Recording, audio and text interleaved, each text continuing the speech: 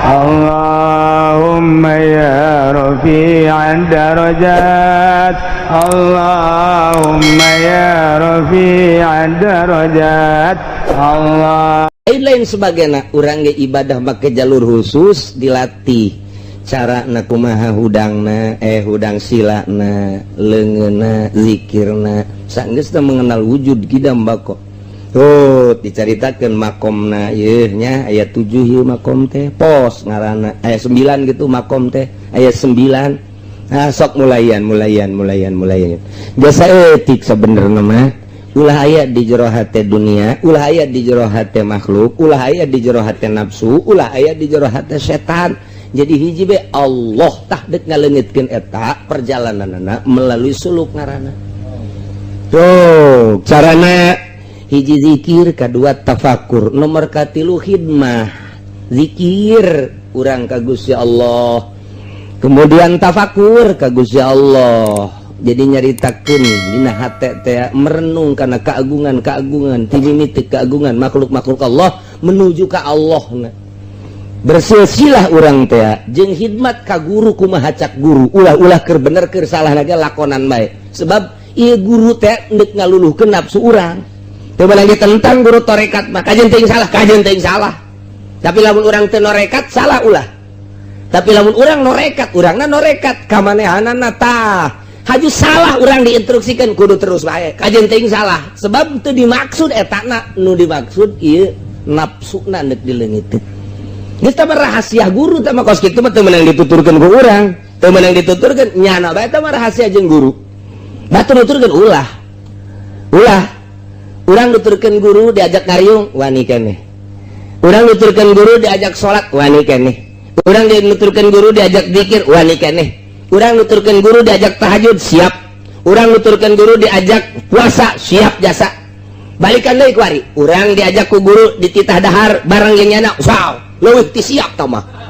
Leuwih ti siap, diajak zarah siap jasa. Siap tah mah kos kitu mah. Ku ari urang gitu nuturkeun guru dititah kitu sedekah siap keneh demi keunggulan kitu pangkat siap keneh. Nah, kuari cak guru teh aki tuturkeun aing. Hayo. Pas waktu salat, waktu zuhur teh salat guru. Asar teh salat. Bingung murid.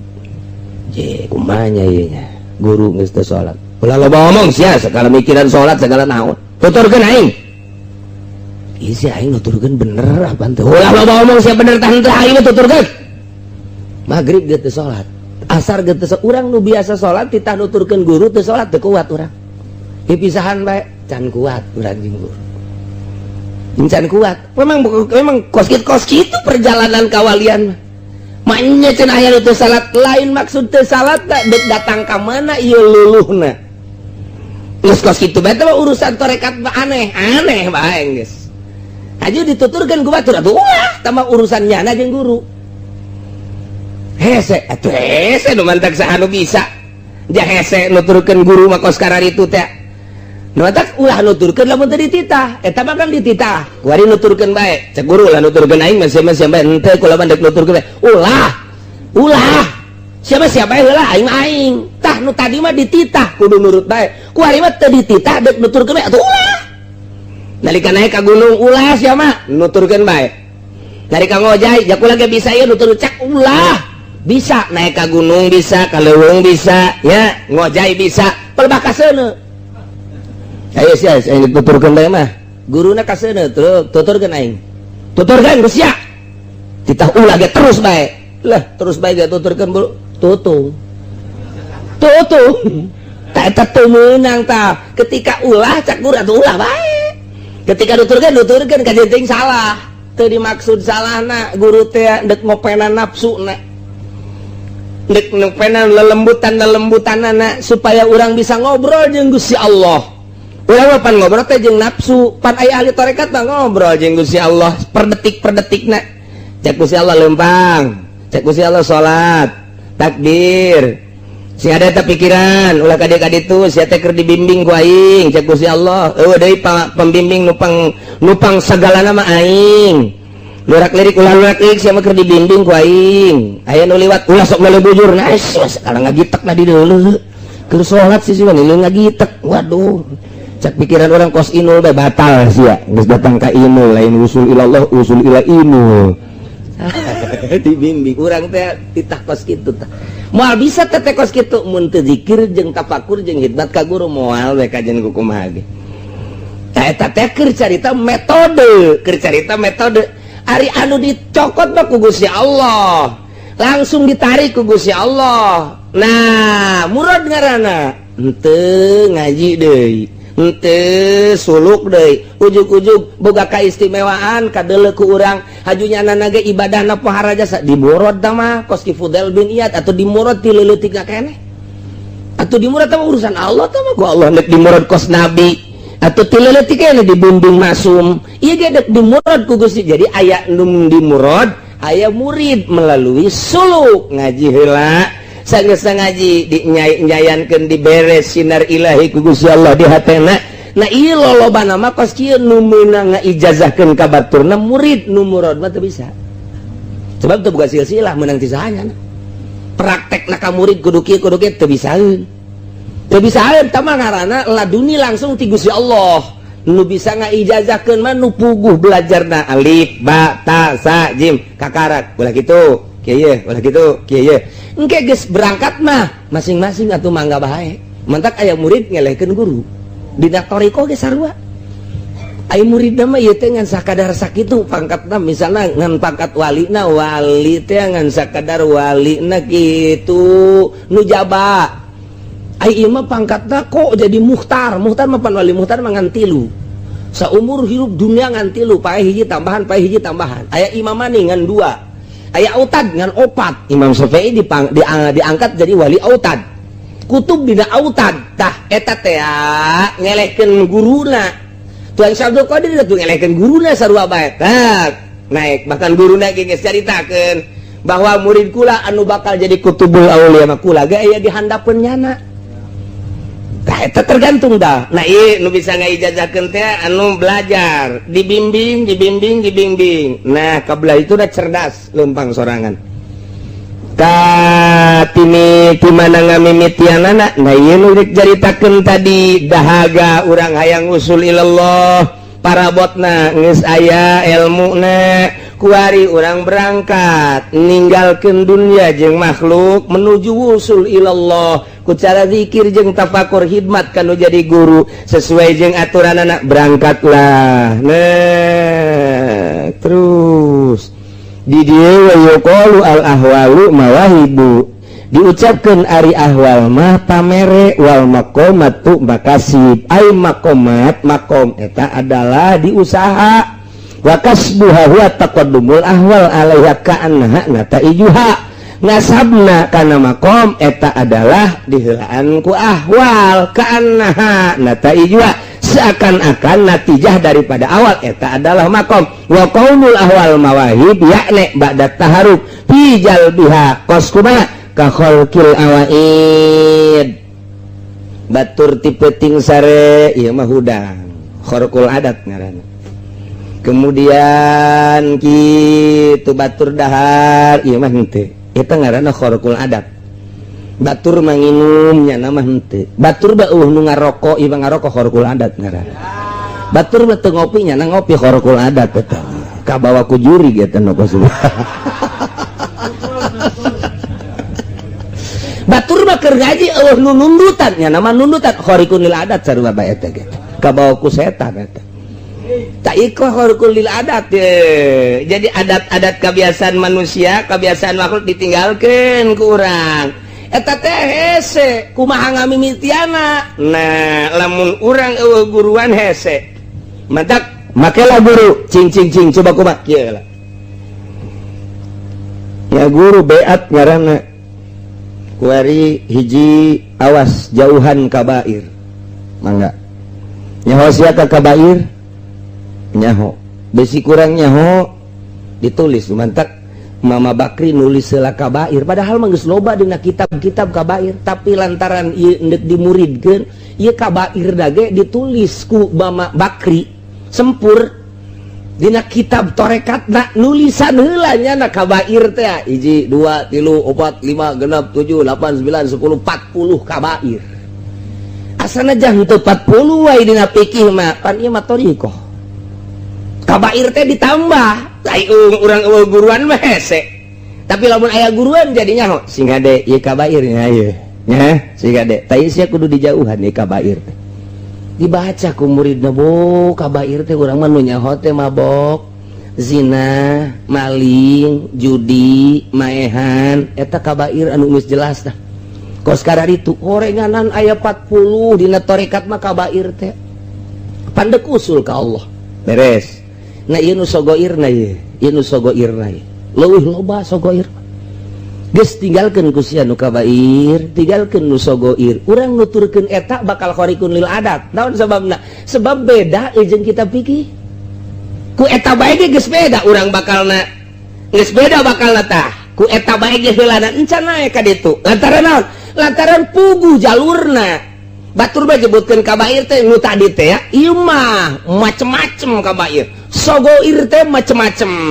geus urang bakal beda jasa jeung batur dina tingkah-tingkah urang padahal urang teh can sakumaha kakarak ge datang ka sogoir jeung kabair jeung sogoir lantaran make doktrin kabair jeung sogoirna tas sakieu kabair tas sakieu sogoir ku ngalaksanakeun eta bage urang geus kadele beda ge bakalna jeung batur geus bakal beda dahar mah dahar bae tapi daharna ukuranana ukuran jang salat bae mun urang ngalaksanakeun berarti mun urang ngalaksanakeun urang tepat mun urang teu ngalaksanakeun eta dosa dina ilmu tarekat mah tah leuwih ti kabutuhan dosa terus kabelah dina waro watu dakikul waro anjeun kudu nganya-nya kana apik sok timbulkeun di diri maneh apik apik awas mimiti dahareun kudu apik ilumeun kudu apik awas kudu apik cak guru dina kitabna dibere kaapikan urang teh ieu awas kudu apik nya sing ade ba bogana kendaraan bogana baju dan lain sebagainya kudu nyaho kokot soranana diapik-apik urang bakal khariqun lil adat guge sakitu bae nuturkeun metode eta bae bakalna geus khariqun lil adat urang geus kabairna dijauhan sogoirna dijauhan warokna kurang ditimbulkeun ku ari ku urang mulai yakin aya ka Gusti Allah pasrah ka Gusti Allah taslim jasa ka Gusti Allah geus aya sorangan bakal timbul leban kabairna nu tadi geus ditauhan dijauhan sogoirna geus kemudian warokna ku urang geus ditimbulkeun ku ari ku urang urang mah pasrah ka Gusti Allah teh geus aya nyai-nyayan sorangan bakal nyai-nyayan soaran otomatis bakal aya nginaheun hampa make metode ngaranna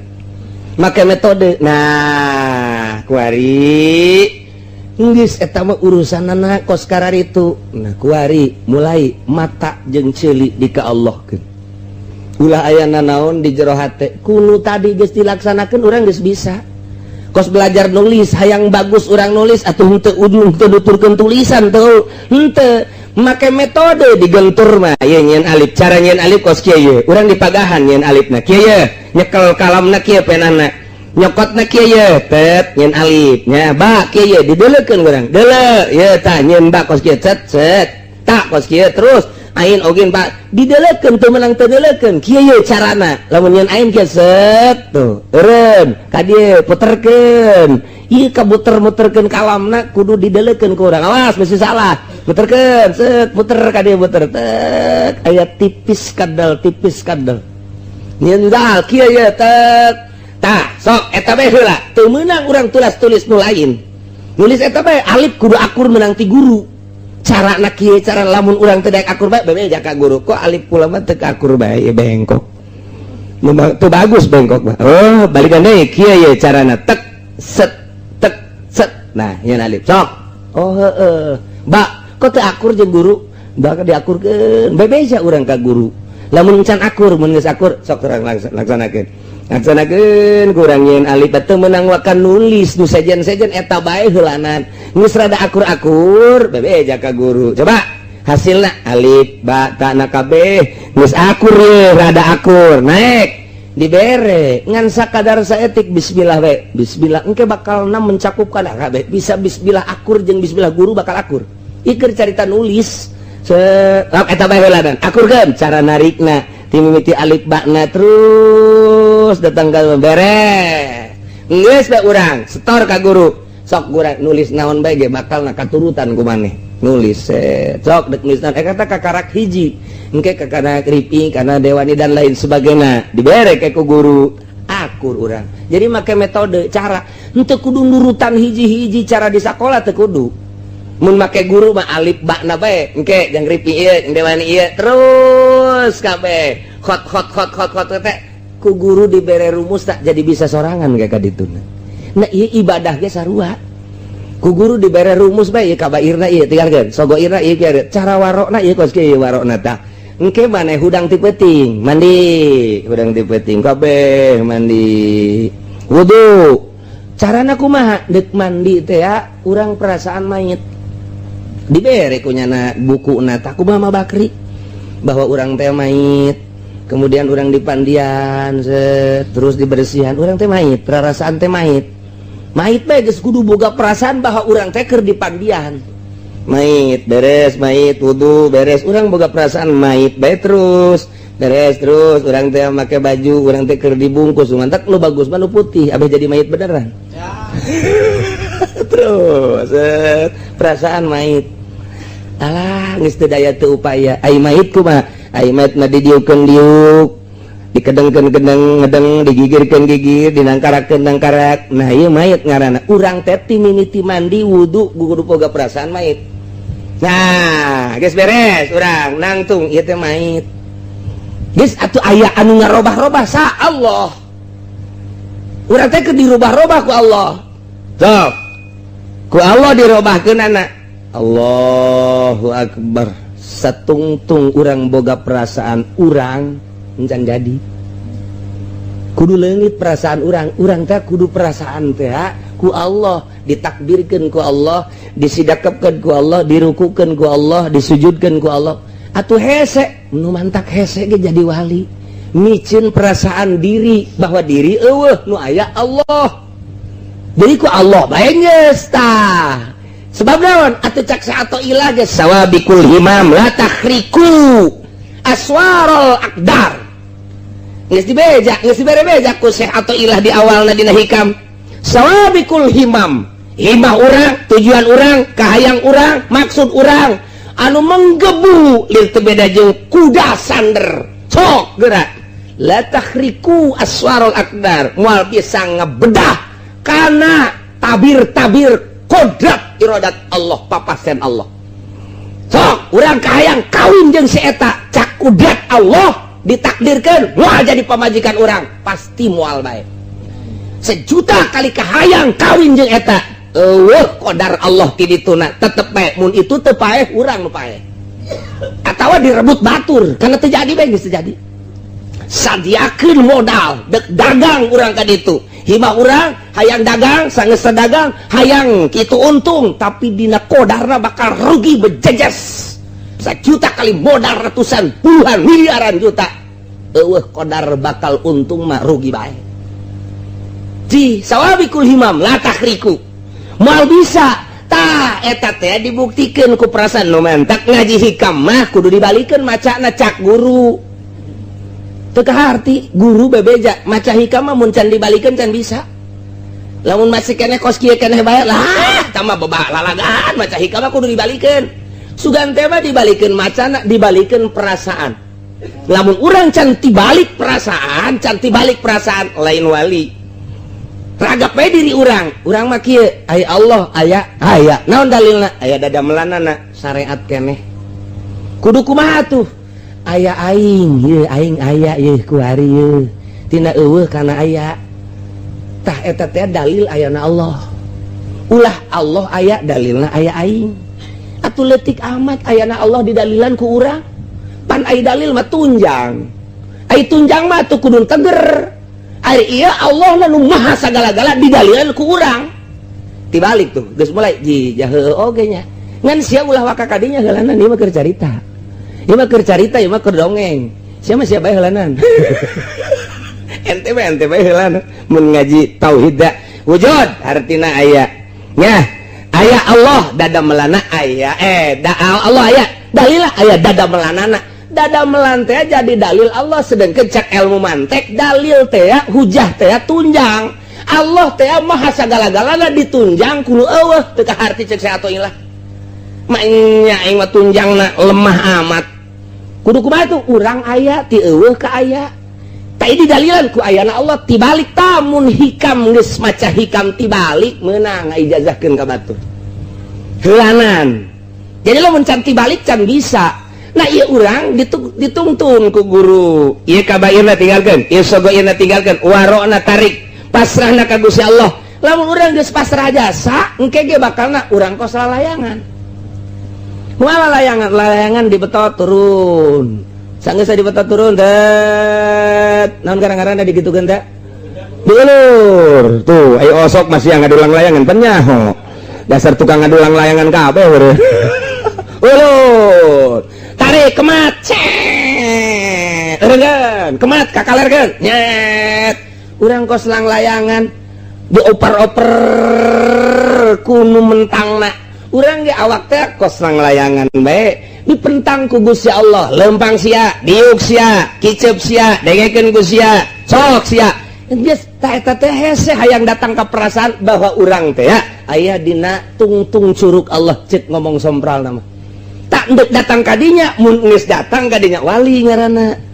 matak baca hikamna dibalikeun sawabikul himam la tahriku aswarul aqdar kahayang urang teh moal bisa ngabedah kana qadar Allah atuh ai kos kitu mah urang tuturkeun atuh qadar Allah jak kahayang tinggal kahayang ai cak qadar mah henteu bae urang henteu ai cak qadar heueuh mah heueuh bae urang nuturkeun qadar yuk atuh eta nu bagus mah cara nuturkeun qadar ieu lah kudu boga guru nah ieu nu hese ge dengan guruna eueuh cenah meureun ge atuh aya satungtung dunia aya can kiamat guru torekat aya coba cenah pangneangankeun atuh guru torekatna guru torekat mah kadang-kadang babarengan jeung urang kadang-kadang ngobrol jeung urang kok atuh teu nembongkeun jeung teu mere atuh pun siana can siap encan siap kacangna geus aya jagongna geus aya dek dipelakeun ari encan digaru-garu acan mah deuk kumaha melakna kacangna geus aya parena geus aya sawahna can dipacul-pacul acan mah atuh deuk kumaha ditandurkeunana geus dideuleuh heula kesiapan tanahna ieu nak dipelakan pare woh lamun geus diwaluku geus digaru geus siap kakarak ditembongkeun ieu bibitna kieu cara melakna ieu deuk melak kacang mana tanahna tah ieu zikirna geus aya nu deuk mere zikirna geus aya lahanna nu can aya tah dibalikeun ke bakal dibalik sorangan urang sababikul himam la tahriku aswarul aqdar jakabeh ge ku qadar Allah atuh urang teh moal bisa nabrak kana qadar Allah kahayang tinggal kahayang ai bertentangan jeung qadar Allah nu menang kajen ku kumaha ge urang hayang kawin jeung itu cak qadar Allah henteu bae urang embung kawin jeung itu cak qadar Allah kawin mah kawin bae urang teh hayang sugih cak qadar Allah susah bae urang hayang susah cak qadar Allah sugih bae oh ai kitu mah atuh maningan ge urang pasrah kana qadar eta lah nu dimaksud ku wali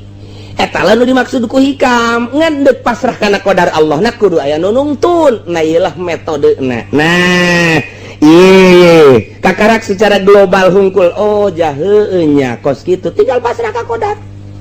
geus lamun urang pasrah ka qadar mah nikmat bae nikmat ngeunaheun moal aya ngarasulak ka Gusti Allah ngeunaheun jasa tiis kana hate urang kuari hirup datang ka dieu di naon gitu ngaran urang sadar ieu nang papasena Allah datang ka dieu teh geus beres tinggal urang kuari menuju ka hareup nu enggeus ka tukang teh dosa malulu berarti lantaran urang teh ieu ku sakieu ku salat 5 waktu jeung naon gitu ngaranna rawatibna jeung wiridanana engke di mana urang diangkat dari pangkat sholihin eta salat urang teh asa dosa eta urang salat urang eta asa dosa diangkat jadi wali di pangkat solihin teh urang asa dosa urang teh nobatan kerja di solihin ge ieu teh teu kaburu bae henteu kaburu teh lain teu kaburu teh anggeus-anggeus ditobatan bae urang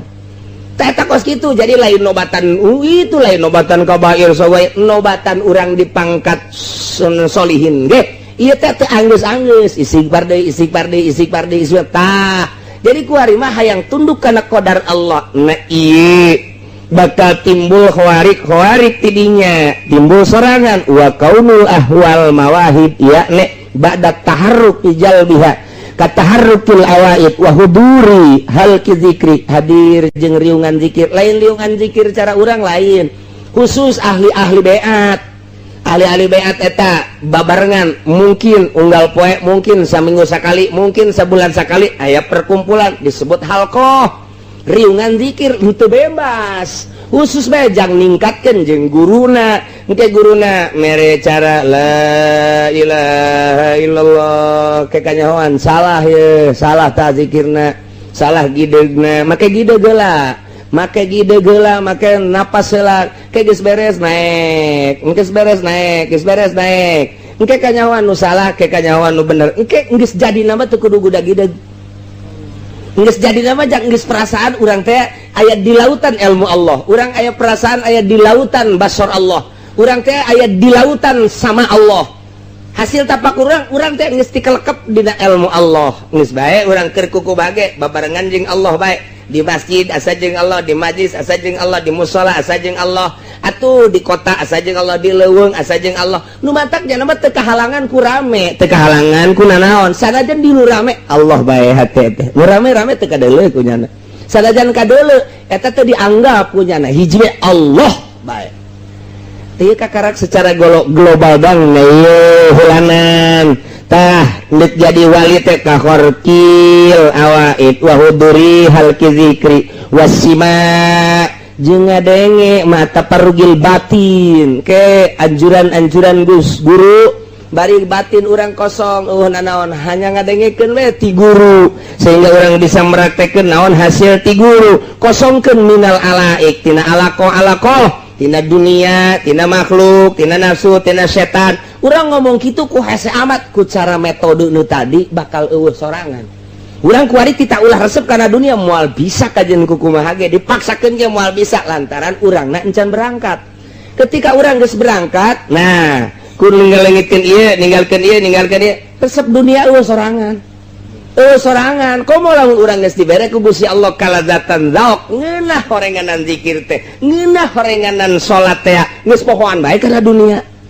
dibere ngeunahin salat teh Allahu akbar hese nyaritakeunana ngeunah eta lantaran naon kasisi ka gigir ka luhur ka hareup Allah sedengkeun urang teh nangieun Allah urang bebarengan jeung nu nyieun engke bakal balik ku Allah bakal ditanya ku Gusti Allah urangna kuari geus deukeut jeung Allah nikmat amat naon hartina jahe nanaonan naon hartina gadis Lampung nanaonan nu aya mah ribut malulu nanaonan naon hartina baby band naon hartina pabrik dibandingkan pancak Gusti Allah sia jeung boga sia panu aing sia jeung milik ku sia panu aing ai siana kuari jeung geus deukeut jeung aing teu nganggap urang kana naon nu aya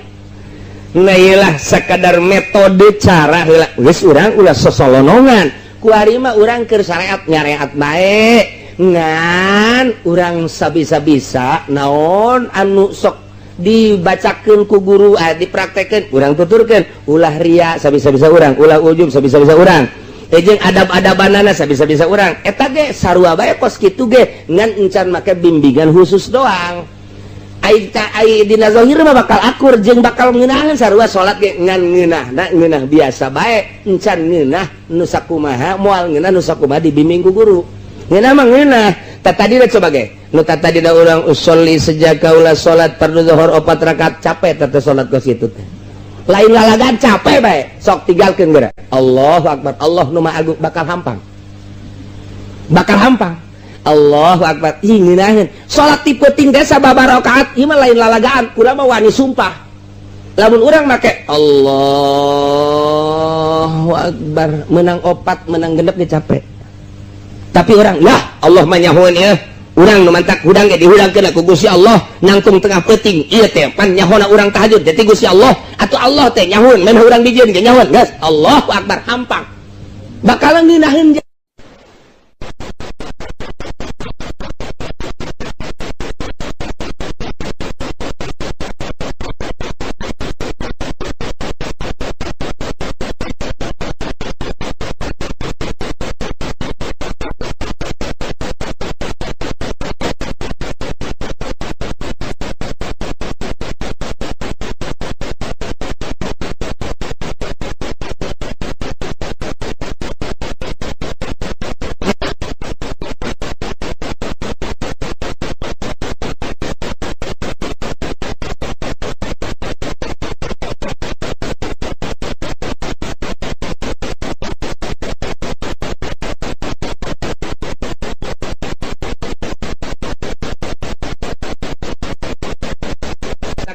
tepati dijerokeun teh nya beusi urang pindah ulah urang ke makom salat bae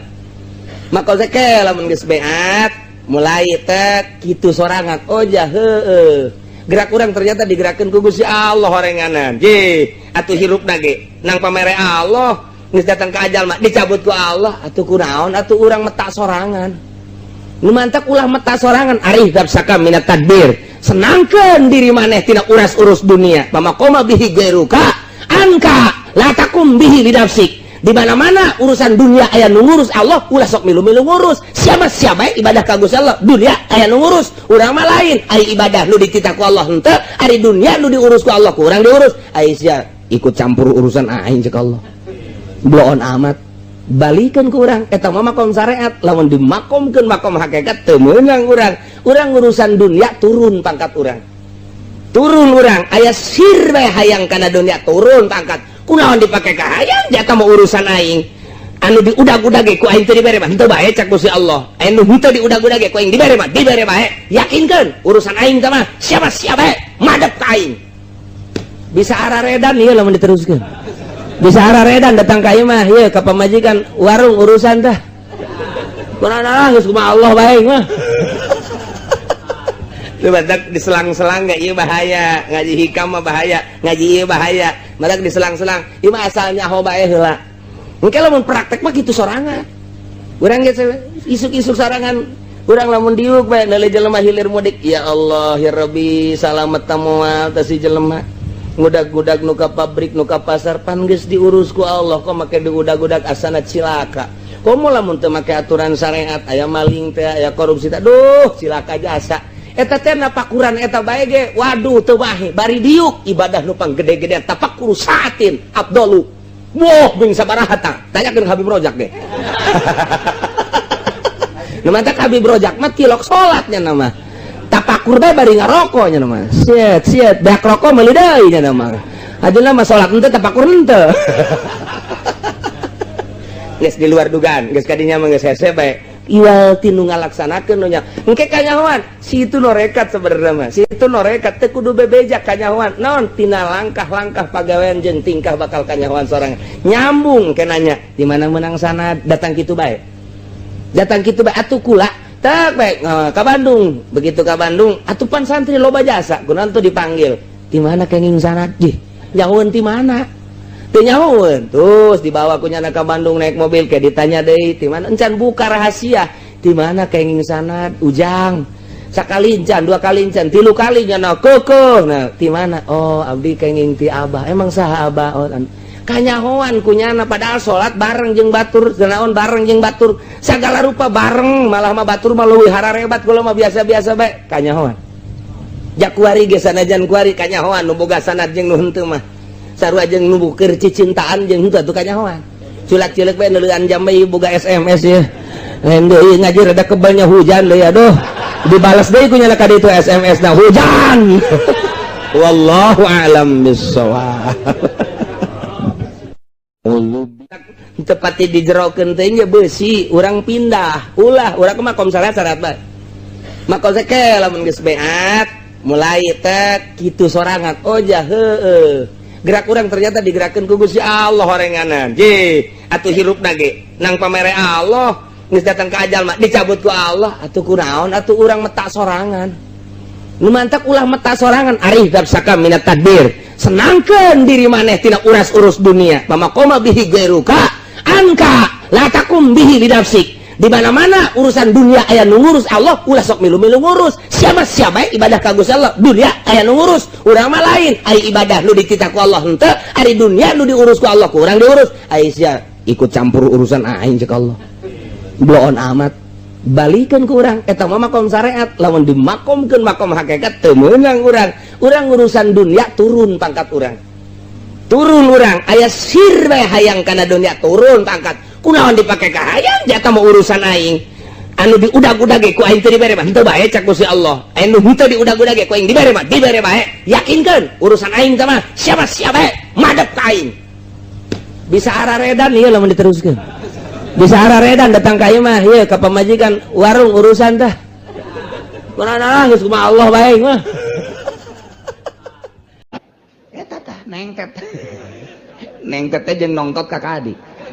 Nengtet mah leuwih leutik dibatan nongtot. Kos betik jeung betok. Betik teh leutik libatan betok. Padahal eta kene. Tuh kos gitu. Nah itu terus bae. Maleun bahkan kadugalan beki akhir zaman beki tumbuh pesat. Nu zahirina alal haq beki saeutik beki leutik beki saeutik beki tapi tetep aya.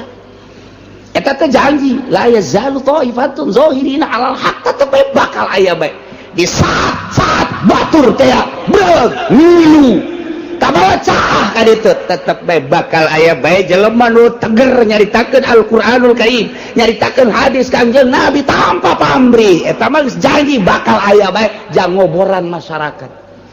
Eta mah geus nyaho mah sabodo, dibejakeun haram ya haram. Atuh terus bae eueuh masalah tah mah. Emang meureun bakal dijadikeun suluh neraka ieu tah mah. Eueuh masalah. Dijadikeun suluh doang dibulak-balik dibalik-balik pake ngarerab. Tah eta mah geus sabodo bae ngan tetep bae bakal aya bae muncul bae. Dah muncul Gus Dur di Indonesia. Diakui atau tidak diakui, dunia telah mengakui. Lantarannya ada bakal merubah negara yang tahu hanya orang-orang tertentu. Keambil ku Amerika. Gulingkan. Kadangnya Saddam Hussein dengan gaya seperti Saddam Hussein. Geus kanyahoan ku Yahudi, keambil ku Yahudi bahaya gede. Habisan timbul deui Qaddafi kambal ku Yahudi teh kieu ieu mah karakterna teh zahirina alal teh bermacam-macam kumaha situasi jeung kondisi jeung nagarana tah ti ulamana Said Maliki baheula di Mekah teh Yahudi geus ngomong bae hancurkan Said Maliki hancurkan tapi anu mampu yang maut dengan biasa bae Osama bin Laden tetep bae menggemparkan dunia kajian kukumaha ge informasina ulah aya nu bagus-bagus bakal muncul bae percaya atau tidak mengaku atau tidak justru Yahudi ngalawan Osama bin Laden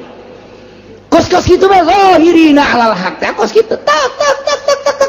per kabupaten per provinsi per negara bakal aya bae sekup nasional atau internasional zahirina alal haq teh aya bae sakedeung atawa kebelna lain urusan urang urusan Allah dengan Allah teh kos kitu bae sejarahna tetep bae manusia teh supaya aya bae nyaho bae kana hukum teh tetep bae aya lantaran engke masih di sidang ketika persidangan akhir di mahsyar engke maneh kunaon penalawa kunaon milu ka Yahudi apa informasi aya cakabehan teh di tahun sabaraha maneh hirup tahun sekian saha zaman harita rajaan anu kiaina saha pernah maneh ngadege informasi pernah menurut apa ente neraka sia jam persidangan sia hirup tahun sabaraha 2000 sekian zaman saha SBY kiaina saha bae UJ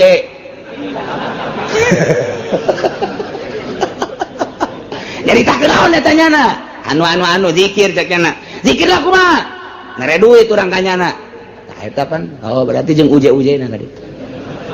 gitu tadi tanya ke orang zaman saha hirup zaman anu kiai saha kiai anu pernah sia ngadenge pernah milu sia ngaji henteu haji sia nyaho ka hukum henteu kulama ngan ngadenge doang bahwa aya kiai anu ngebentang-bentangkeun agama ai kulama henteu sehingga kulama mabok bae terus neraka sia jam sumpah doang kos gitu sidang bupatina bupati saja bupati anu nah di zaman sia jadi bupati aya kiai eueuh aya saha kiaina sakabupaten catet anu saha ku sia pernah disogok 99,9 saha teu pernah disogok si anu ngabentakeun hukum ngabentakeun pernah nyaritakeun bahwa korupsi haram pernah ai sia korupsi tante ya etik berarti aya ngaji teu pernah neraka tinggal kitu doang mah jang saksi doang ke dia umal kiamah aya bae zahirina alal haq murni jangan sumpah ke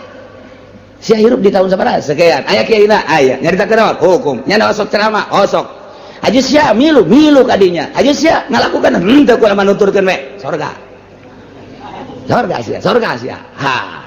aja sia kurang sabarema salat ngan milu lah heuh gua mah disadaun kompeten we jeung si Abdul Qadir cek teh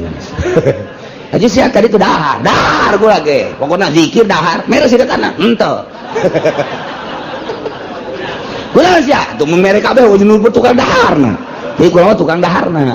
geus nu tukang daharna geus ka surga bae geus ka tapi kumaha jang saksi doang Masya Allah zahirina alal haq teh kos kitu tetep aya bae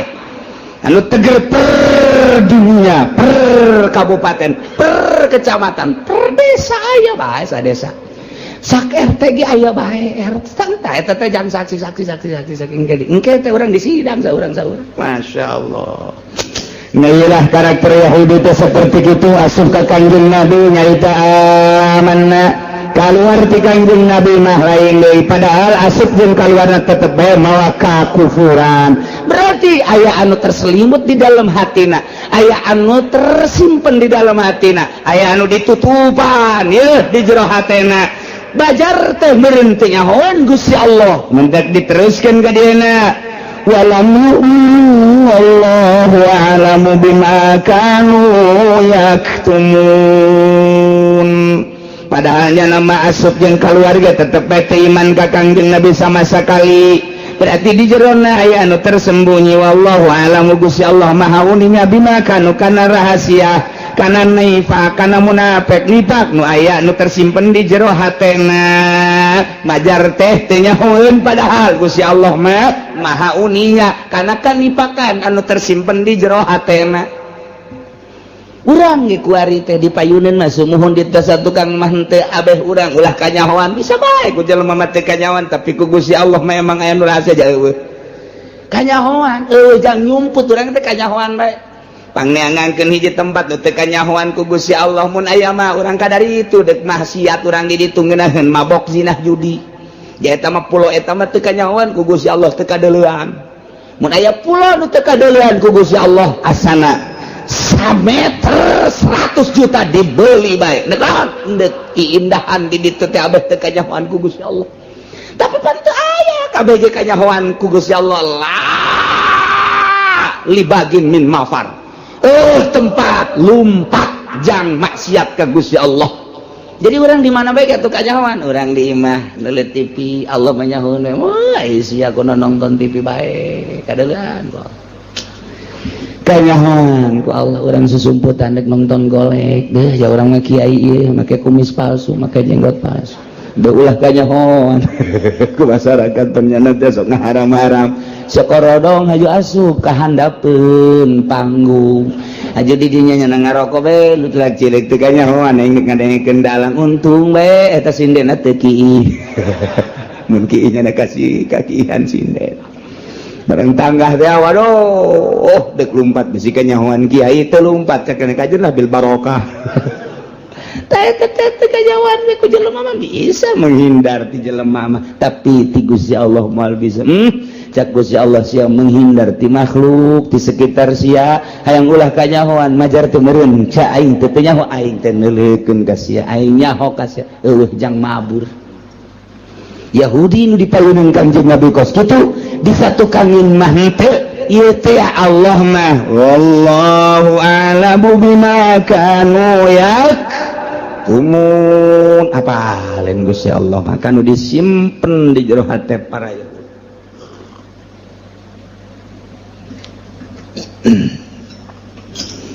وَتَرَى كَثِيرًا مِّنْهُمْ يُسَارِعُونَ فِي الْكُفْرِ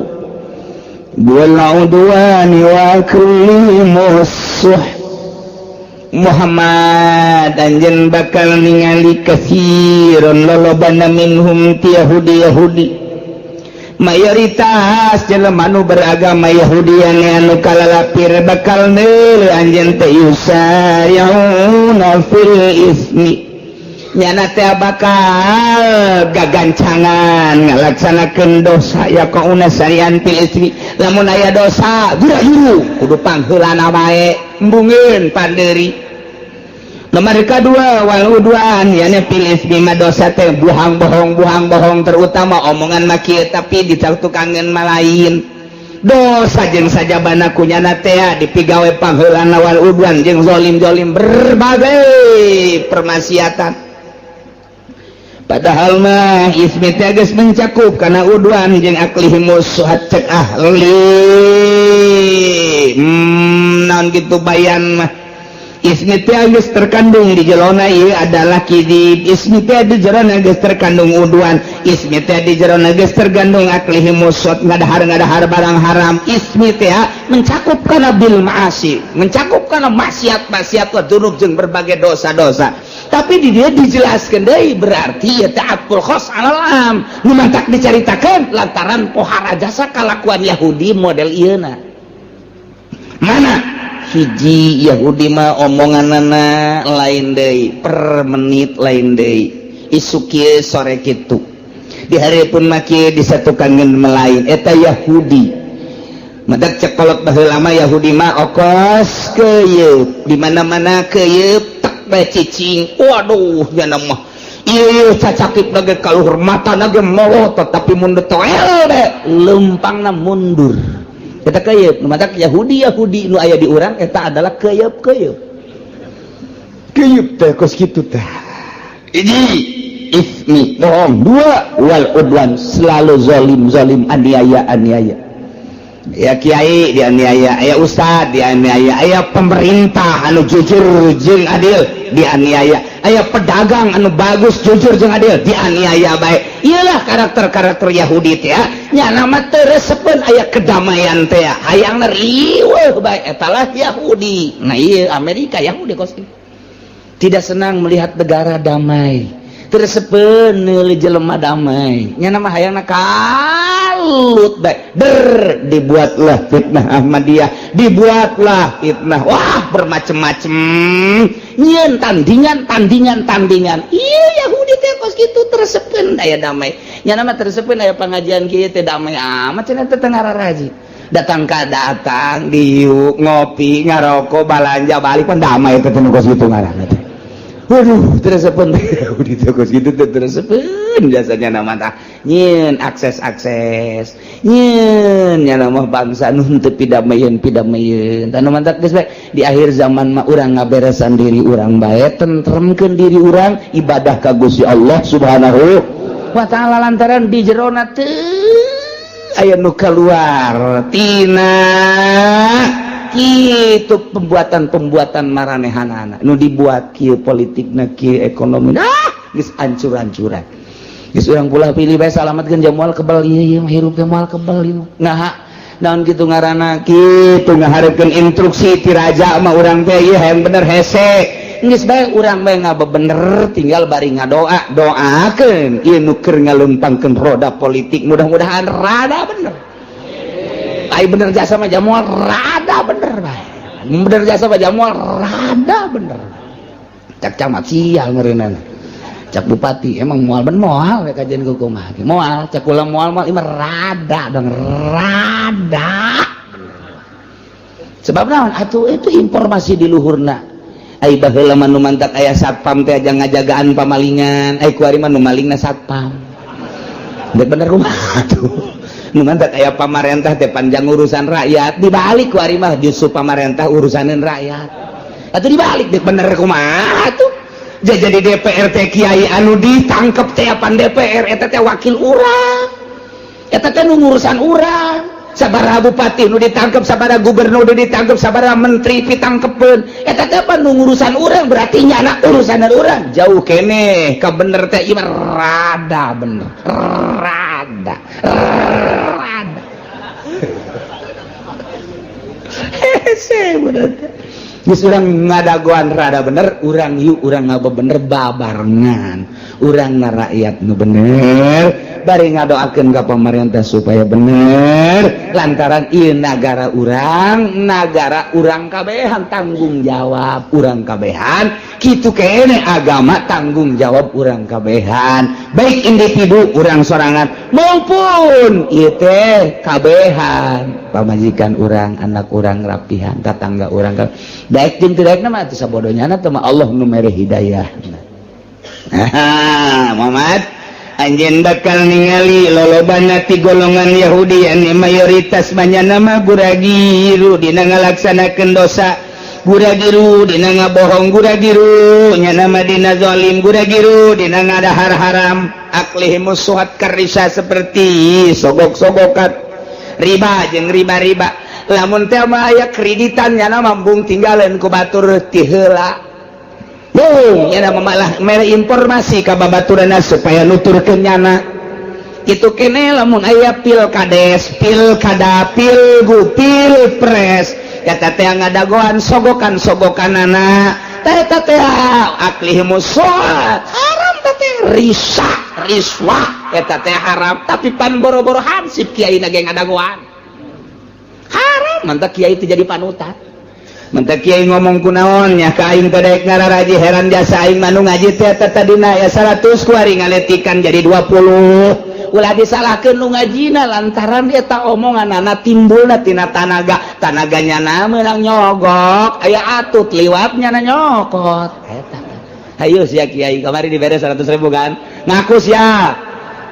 rukun wudu sia moal laku kajen ku tetep ceuli aing datang ka laku bae aing mah percaya jasa ka Al-Qur'anul Karim percaya jasa ka ucapan Kangjeng Nabi Muhammad sallallahu alaihi percaya jasa ka ucapan-ucapan para sufi-sufi lamun betul sia ngadahar sogokan kos kitu nu 3 juta aya kan aya nu 3 juta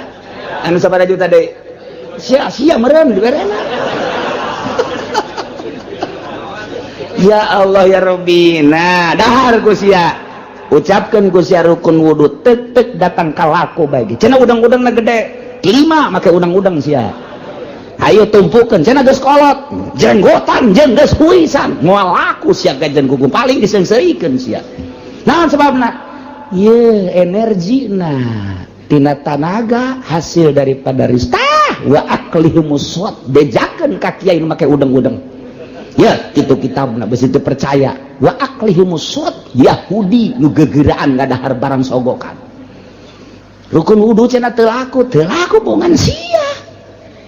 bongan sia baheula mah kiai teh cara ricing we diondang kiai kalimah kula pangmagahankeun ngaji hayang nyaho rukun wudu duh pohara jasa ta kiai boga mustika ti Kangjeng Nabi rukun wudu jeung rukun salat dipake kahayang ku tatangga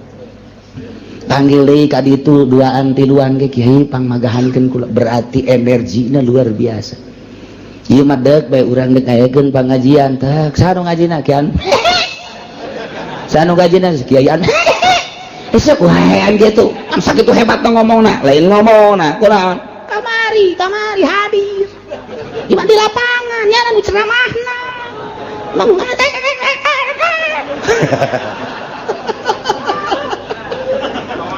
ayo sia Cisoka di barare kiai duit di Belaraja sebelah raja di pasar kemis ayo mana ngabejakeun doang ulah disalahkeun mun rukun wudu sia sanajan geus tamat fatul muin sababaraha kali geus diiring dicaringin di mana tapi energina pake kos kitu ulah sambat ka niai ieu wa aklihi busut santaran aya karakter Yahudian di jero cenah kula mah dicokot ieu aju menta deui ai lain lalagaan ieu urang keur ngaritakeun Yahudi horeng aya karakter Yahudian di kiaina tah di dieu baca sakali dia hayang resep ieu masih ai geus soregan teh kudu ka jawara ona meureun di karakter Yahudian rada pantes meureun emang aing mah kos kitu waktekna tah teu pan mah kiai sakali deui pan mah kiai make udang-udang kikiwirna ge panjang tapi pan sogok iya ayatna baca deui goyeng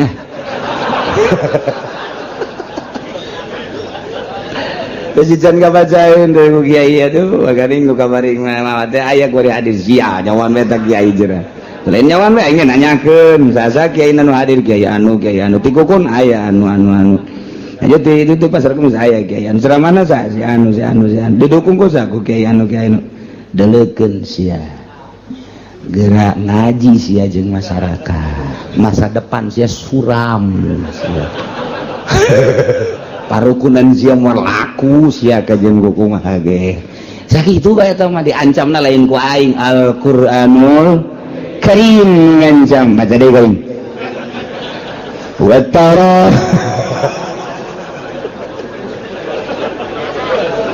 Aduh, lo pakai itu Cisoka yang ngararaji kamari diberi duit sia jajakan atuh ieu mah jeung kiai batuh ka dieu aya loba mah. Duh, Masya Allah, Masya Allah, Masya Allah. Inggris lain masalah ilmiahna apikna. Baheula mah boro-boro disogok aya tek bae nu ekah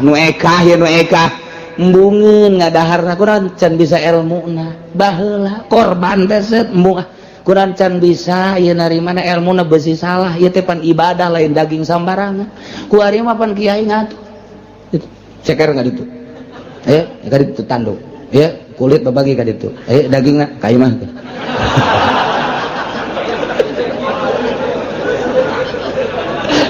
Aduh, ararisin jas. Aduh Gusti Allah. Biasa lain ilmu mah babarin bentak cekolot baheula babari ngaji mah nu hese make na ta eta kos kitu gua cara petang jasa teu masantren ge gua jadi kiai Haji Oma Irama teu kada ge jama santrena sugan kada ge di Cisoka masantren henteu tapi jadi kiai atuh kiai bae ka ditu henteu saha nu nyalahkeun eueuh ngan saha nu deuk nuturkeun hukum menang di kiai haji dan kiai-kiai sederetanana lain ngahinakeun mangga hak masing-masing sama dakwah mah tapi kudu ngaragap dada di mana aing mah santren baheula dakwahna atuh nya mah kuduna di panggung bae dakwahna teh ulah di masjid jana mah jeung geus ngadengekeun ge make anting make kongkorong ka dieu tah kongkorong emas kongkorong anjing dipake ku nya kitu atuh dakwahna marilah kita dengarkan jeng ya anda dakwahna kos gitu ulah di masjid make sorban ulah lain potongan anak atuh nya nama tah kos gitu jadi nya nama dakwahna dengarkan ya tidak ada Tuhan selain Allah la ilaha illallah aduh Gusti Allah henteu salah ngan kos gitu dakwahna sek suan hiji dua atur milu kanyana ngan haji di masjid make udeng-udeng mah dakwah lain kos gitu sakarakter dakwah teh asal di jerona ikhlas insyaallah. Nah jelema-jelema nu berkarakter Yahudi wa tara katsirun anjeun Muhammad bakal nulung mayoritas ti Yahudi berkarakter yusayuna fil ismi gegeuraan gagancangan musabaqahnya nama paheula-heula dina ngalaksanakeun bohong dina ngalaksanakeun berbagai permaksiatan wal udwan jeung zalim wa aklihim musuhat jeung ngadahar barang haram sogokan riba jeung berbagai haram malah barang dideul dina kitab kabair teh lamun aya engke di akhir zaman lain lamun bakal jasa hiji sogokan teh teu karasa haram di akhir zaman mah kuari mimiti kamari ieu mah aya ge di DPR doang kemudian di Pemda hayang naik hayang jadi Pimpro dan lain sebagainya nyogok ka bupati kemudian hayang naik guru jadi guru honor hayang jadi guru PS tina jadi guru PS hayang jadi kepala nyogok hayana di kalangan kos kitu bae kitu kene hayang boga naik jabatan polisi misalnya tina beret hiji kana dua tina balok hiji kana balok dua atuh ceuk urang mah nyogok teuing balok di mah aing ge loba panggul we los ku sia tuh tina bintang hiji kana bintang dua datang ke bintang 7 paruyeng nyogok teh mana aya nu teu nyogok alungan kitu bae deuk ke industri masuk ka dieu baheula mah teu nyogok di tahun awal industri masuk ke pasar kemis nu urang nyaho bae sugan make nyogok henteu malah ditambayan ka dieu teh limbahna ge sanu daek teu nyogok mangga lantaran hayang kebersihan di jero pabrikna lantaran dijadikeun ajang ku ari mah teh aya wadahna yayasan ku ari mah urang teu bisa masuk pabrik langsung kecuali ditampung heula di yayasanana kudu nyogok heula nu 1 juta nu 2 juta nu 3 juta nyogok wancaeng geus apsu pancan sogok menyogok teh geus teu karasa haram geus teu karasa haram nanya ka kiai-kiai kumaha aja teu bisa lamun teu nyogok mah teu naon bener kiai bener pokona mah ka dieu we unggal bulan ngadoakeun cek teh kiai upload deui sarwana kudu tegas kumaha ieu lamun teu nyogok teu bisa ulah haram hidup sabodo sia eta mah geus nyana di alam ku Gusti Allah. Oh berarti tegas. Adapun nyana dek nurut dentur urusan nyana ulah kieu puluh ya peleh kieu kumaha aja lamun teu nyogok mah teu bisa nya teu bisa heuh nya hesenya oh kieu yang teu bisa jasa cuma tuh atuh teu naon lah sakali-kali mah teu naon kasih lamun geus asup atuh ka dieu sering mau jeruk ka aingnya tolong kiai mah potongan goblok gawe eta kiai Allah mah lain gitu kiai jatuh bisa ieu mun urang jadi pemda teh mun teu nyogok teu bisa kata haram geus balik cenah nurut teu nurut urusan nya ngan kiai di alam ku Gusti Allah. Oh cak Allah kiai aing sia naik derajat sia rajan teu boga mobil oh masalah guys Masya Allah Karim di akhir zaman teh bakal sogok menyogok teh rakyat kabehan kuari dek jadi lurah na nyogok rakyat tadi sogok kabeh kan baheula mah tek dek pilkada dek naon kitu ngajadikeun bupati teh hanya dewan doang kumpulkeun aya sabaraha kursi ya di urang teh aya 50 kursi beuli 30 geus mayoritas suara geus kajeun mah ka neraka emang rombongan neraka ieu teh mah kata tapi rakyat bapak henteu kasogok-sogok. Tapi ketika drek dibuka otonomi daerah, ya pilih langsung ke masyarakat, masyarakatnya dibelian, geus saya tanda tangan malah, luar biasa. Aya sabaraha persen kiai anu teu narima sogokan, aya sabaraha persen tokoh masyarakat nu teu narima sogokan, aya sabaraha persen pemuda nu teu narima sogokan. Eta lah nu ahli Allahna, anu surga, anu mempertahankeun. Kajeun aing mah henteu ngarokok ge, nu penting mah aing mah cak Allah bae aya sabaraha persen nu kos kituna sadesa. Coba hayu. Masyarakat geus disogok kabeh riba kabeh aya sabaraha persen nu henteu ngridit, kagincu-gincu ngridit. Kabeh ngridit. Nah ieu engke lamun ngridit bakal dibere azabna 3 rupa. Hiji bangkong, bakalna bangkong loba sekos zaman Kangjeng Nabi Musa alaihissalam. Nomor kedua cacing ke Singkarayap. Nomor katilu hileud kuari di Jawa Timur hileud 3 kecamatan Ambalaya hileud riba teh riba jeung sogok. Nomor kaopat opat perkara ieu keong bakal keong mah geus loba di Karawang baheula di Bandung di Garut di Tasikmalaya asal geus Ambalaya riba jeung sogok 4 perkara. Hiji kodok, nomor kedua cacing, nomor katilu hileud, nomor kaopatna keong. Tah ulang-ulang mah ditanya bae ka urang Cikupa hayang nu mana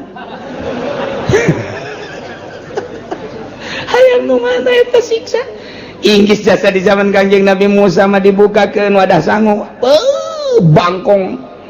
Bangkong urang asup ka kamar teh anggal segala rupa piinu ku bangkong kamar asal di kaluar-luarkeun timbul di bangkong hese teu bisa sare di kursi bangkong di mana bangkong bae. Ieu keur masak ngagolotrok bangkong di dinya. Masya Allah geus azab mah kos kitu. Iki cacing tah kuari coba eta di Jawa Timur ya Allah ya Rabbi hileud garayap di kaluarkeun hileud deui beak daun-daunan beak tatangkalan ka imah-imah geus sabaraha poe teu bari sasare nyilip sare ge moal bisa ku kitu ya mah kudu tobat ka Gusti Allah Subhanahu wa taala. Geus dimimitian ku tsunami Aceh urang teh kemudian ku bitu gunung ku gempa daerah berdaerah kemudian di Jepang anu luar biasa diurang saeutik deui hampir jasa ieu nu mantah kudu loba istighfar ieu Banten teh keur diancam bae ku Gusti Allah ulah beusingan ngomong leuwih teuing ieu teh rempan jasa ieu Banten teh hiji Merapi kadua ieu aya goncangan naudzubillah min dzalik wa min zalik begitu diteropong iyalah 2 sogok dan kredit geus Ambalaya persentasina teh geus meludak anu luar biasa mantap lobakeun maca eta teh la ilaha illa anta subhanaka inni kuntu minaz zalimin fastajabna lahu wa najainahu minal ghammi wa kadzalika nunjil mukminin eta bae dikembangkeun ku urang terus beranjeun peuting ieu bahaya sesogok teh geus teu ngarasa haram riswah teh ar-rashi wal murtasi padahal ieu pinar nu nyogok jeung nu narima sogokan neraka padahal geus jelas. tapi kan kabehan ieu mah tuh tadi ge kula sabaraha kiai nu ngomong kula mah ulah dibere duit kos kitu tak karak ditambahi doang mending mun gede cepet doang ya baik naon cepet Masya Allah Karim sabaraha ustad malah dikekentongan aku kiai ayo tanggung jawab mama mama tanggung jawab kayak di akhiratku mama disafaatin dan safaatin ayo geus ku mama geus ulah ngadengekeun kiai nu ngaharam-haramkeun jeung mamang ke ka neraka jahanam udah di akhirat di akhir zaman geus kos kira nah nu riba geus teu didengekeun malah kiai nu nentang kana riba tidak ada riba tidak ada ieu mah hanya dimuajalkeun riba nu kumaha nu teu riba geus dibahas teh kos kitu teh muamalah riba tapi tetep bae kiai nu nentangna sabodo teh nah iya di akhir zaman bakal ambalayah nu kos kitu engke diberena 4 perkara di samping nu tadi teh iza zulzilatil ardu zalaha digunjang ganjing tanah ikhwan riba jeung riswah teh ambalayah bakalna zulzilatil ardu zilzalah wa akhrajatil ardu athqalah nah eta digunjang ganjing kurang geus kadeuleu ku mata ieu geus kadeuleu jasa ti mimiti tsunami datang ka gunung datang ka goyang-goyangna sagala rupa geus tapi tetep bae urang teh ditegor ku Gusti Allah dinasehatan ku sungut mah geus teu bisa dinasehatan langsung ku gempa ku Gusti Allah tetep bae teu kana nasehatan buang ka warah jasa pohara ieu antara sogok jeung riba teh pohara jasa Masya Allah berarti ya ambisina geus ambisi duniawi kabeh mimiti kiaina geus puguh pejabat lama atuh geus tinggal digoyangkeun bae ku Gusti Allah ya cek Allah teh eta mah siksaeun aing sia ngarunya ka bapak sia ngarunya ka anak sia teh mah siksaeun aing cek Gusti Allah balikeun gebrek sekian ribu pae banjirkeun tsunamikeun emang siksaeun aing cek Gusti Allah kajeun teh aya ahli aing hiji mah ku aing jadi salametkeun ieu tah mah dipilihkeun ge kan kadeleuna doang ku mata ambalayana ieu teh mata sing hade jasa sing hade ieu geus kadenge ku urang teh kamari ieu mah atuh keong ieu kuari mah ieu masyaallah hileun bulu ateul kana geus 3 kecamatan kuari lain tambah merembet geus 4 kecamatan mun diliwat di Jawa Timur dek bae ka Tangerang na Cikupa Jaya Citra pan di dinya mah Pasar Kemis mah moal diliwat ka Ciku sekepata aman Pasar Kemis sekali tukar aja tinggal Pasar Kemis dong sakali guskeun Jayapuri cenah di dinya aduh Gusti naudzubillah min zalik wa min zalik la ilaha illallah hese jasa hanya beberapa gerintil tapi tetap baik aya bae nu tersentuh haram disalametkeun diri urang anak urang pamajikan urang eureunnan urang ngeureudit salametkeun urang tidak sogok menyogok sabaraha deui sia anu nyogotna berde tah sabaraha 200.000 mah naik atuh 500 mah naik atuh 1 juta 1,5 juta lah tawar menawar Gusti Allah dan manda kurang imah sakadar nyaritakeun ti pemerintahan mah geus tibah heula sogok menyogok guru-guru geus tibah heula sogok menyogok teh nya kemudian lapangan kerja Tanjung Priuk dan lain sebagainya geus ti heula tah mah sogok menyogok teh limbah pabrik nu tadina digratiskeun lantaran ayeuna mah aya kamangpatan nu luar biasa sogok menyogok malah jadi huru-hara gede kuari mah nu endek asupna ge make sogok menyogok dek milih pemimpin ge sogok menyogok mana kuari nu aman tina sogok menyogok mana henteu aya nu kieu saurang bae lah aing mah geus mah terus kitu disogok ieu teu bawa bae ka ditu ke milih mah kumaha teh bae itu teh tawaran kredit teh mal sada bagus teh jelema teh bagus teh hampang teh ibadahna ka Gusti Allah pasti jasa sampah aman tina sogokan aman tina kreditan eta karakter Yahudi teh kos kitu teh musabakoh gagancangan guru-guru dina ngalaksanakeun dosa zalim jeung ngadahar sogok-sogokan termasuk riba-riba lebih sama kamu ya malu yakin goreng-goreng na pagawean Yahudi nu dipigawe kunyana model tadi. Emang eueuh kiaian di Yahudi, emang eueuh kiaian di Nasrani. Laula yanhaumur rabbaniyun wallahu a'lam bissawab.